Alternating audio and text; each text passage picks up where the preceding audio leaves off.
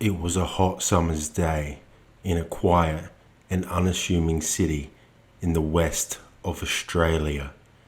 Everyone was celebrating Australia Day. Barbecue, beers, and swims at the pool are a common way to spend this day.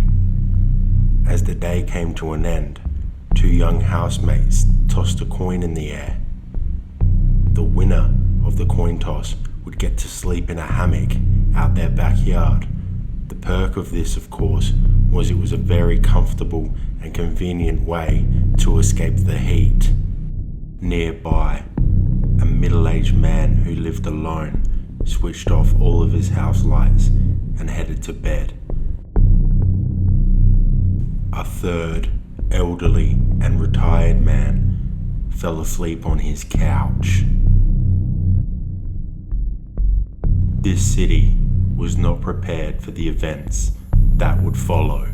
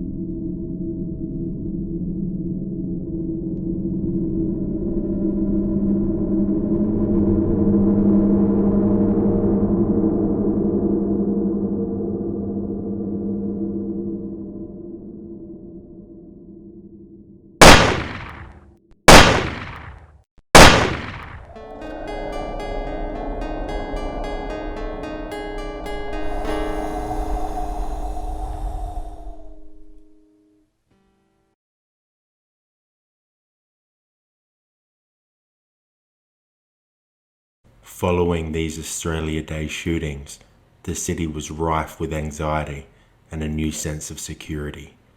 People who would leave doors unlocked and windows open no longer did so. Those who loved sleeping on their balconies and verandas in the summer no longer had the courage to do so. Weeks went by and police had no suspects. Then one humid and stormy night, an incident occurred. A young girl needed to go to the bathroom, and ever since Australia Day, this is something she had been terrified to do. Why? Because instead of a traditional toilet, this household had an outhouse. What made this especially terrifying for the young girl was that behind the outhouse was an open field. She was especially terrified to go to the outhouse at night in case the man responsible for the shootings would be waiting for her in the field. She held off as long as she could, but she needed to go, so she took a lantern and headed to the outhouse.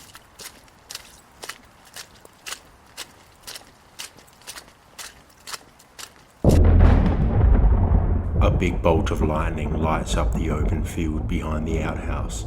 The whole area was illuminating. Standing not far from the girl, she saw a man in dark clothing staring in her direction. She screamed and ran inside. Was this the man responsible for the shootings? The girl didn't know.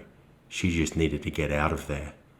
For the remainder of the summer, she used a potty and refused to use the outhouse.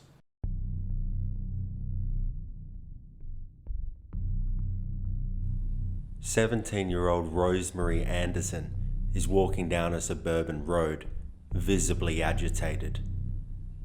A car is soon driving alongside her. It is her 19-year-old boyfriend, John Button.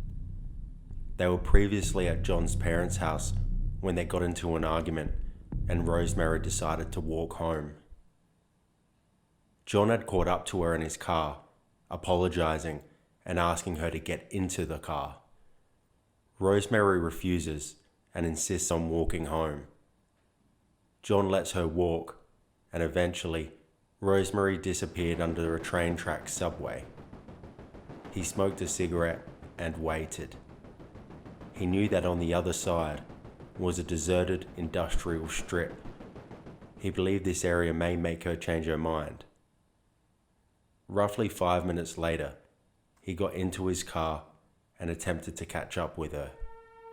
He spotted her lying on the ground several meters from the road, severely injured. Rosemary would succumb to these injuries. John was interviewed by police and insisted that Rosemary was murdered by a crazed hit-and-run driver. The police agreed, but they felt John was the driver. John was eventually coerced into signing a statement written by the detectives, which essentially made him solely responsible for the death of Rosemary. John was found guilty of manslaughter and sentenced to 10 years hard labour.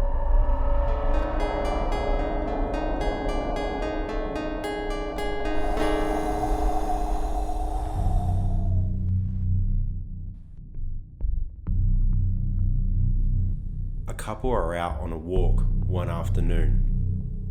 The woman notices something behind a bush.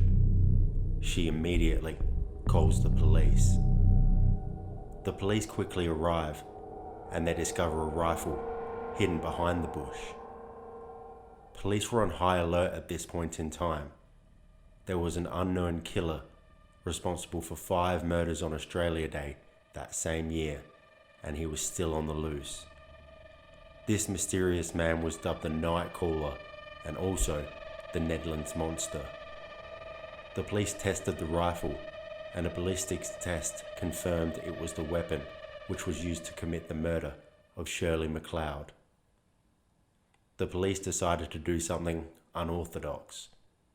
They decided to leave the rifle as it was left, but instead replacing it with a dummy replica. Police were to conduct stakeouts in the hope that the killer would return to retrieve their lost weapon.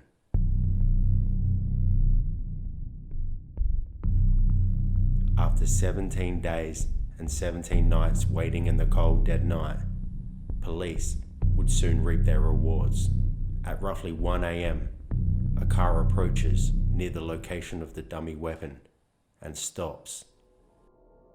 A shadowy figure exits the vehicle, walks towards the bush, and reaches for the weapon. Officers quickly swoop on the man, and he is apprehended. The police have arrested a man named Edgar Cooke. After being interviewed, Cooke confessed to the murder of Shirley MacLeod that same day. Soon after, Cooke confessed to the Australia Day murders as well. He had been behind the wheel for vicious hit and runs stretching back to September 1958. Cooke later confessed to 8 murders, 14 attempted murders, and breaking into more than 250 homes.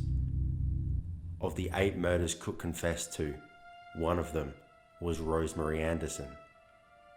He provided great detail of how he had spotted her just after she'd walked under the subway, waited for the traffic to clear, then lined her up with a car he had stolen that night. As would be expected, John Button appealed on the basis of this confession.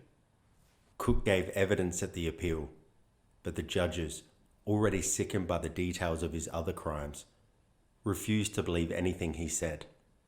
They said he was inventing the story to delay the death sentence he had been handed for his other murders.